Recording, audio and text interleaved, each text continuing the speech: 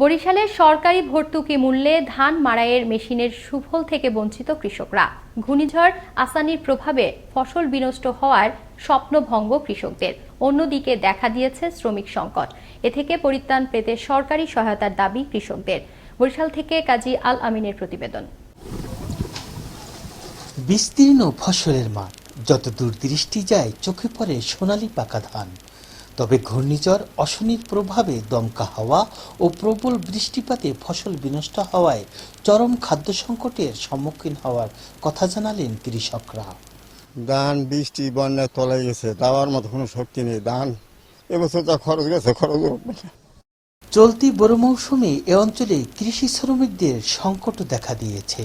এদিকে সরকার ভর্তুকি মূল্যে ধান মাড়াইয়ের আধুনিক মেশিন সরবরাহ করলেও কোনো সুফল না পাওয়ায় ক্ষোভ প্রকাশ করেছেন চাষিরা। বন্যা হয়ে অনেক ধান আমাদের তলিয়ে গেছে, এখন কিষাণ বগর আমরা ধান কাটতে পারছি না। শুনছি সরকার আধুনিক মেশিন দিয়েছে ধান কাটার, এই মেশিন আমরা পাইতেছি না। 6 পাকা দিতে হয়, আর এখন কতক চলিয়ে গেছে, বৃষ্টি বদল দেখেন না, ধান কাটার খুব সমস্যা, নিজে করে নিজে কাটতে হয়। আমাদের খুব ভোগান্তিতে আমরা আছি। আমরা আগামীতে পাবো তেমন আমাদের কোনো আশা নাই।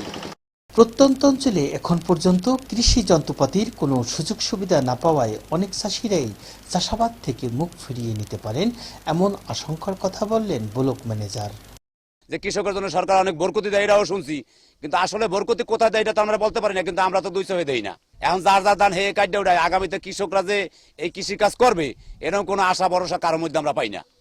এদিকে সমন্বিত ব্যবস্থাপনার মাধ্যমে ভর্তুকি মূল্যে ধান মাড়াইয়ের মেশিন সরবরাহ করা হয়েছে জানালেন উপজেলা কৃষিবিদ মামুনুর রশিদ। এটা হলো আমরা গ্রুপ আকারে বা বিভিন্ন ক্ষুদ্র প্রান্তিক চাষীদের মাধ্যমে দিচ্ছি, এবং কৃষকরা যাতে স্বল্প মূল্য পায় সেটার একটা নির্দেশনা আমাদের কাছে থাকবে, যাতে স্বল্প মূল্যে কৃষক এই ধান মাড়াই মেশিন ব্যবহার করতে পারেনি। সরকার কৃষিখাত উন্নয়নের জন্য নানান পদক্ষেপ গ্রহণ করলেও সঠিক তদারকির অভাবে সুফল মিলছে না মাঠে। তবে কৃষকদের দুর্ভোগ লাঘবের জন্য সংশ্লিষ্টদের এগিয়ে আসার আহ্বান সাধারণ মানুষের। কাজী আল আমিন, আনন্দ টিভি, গৌরনদী, বরিশাল।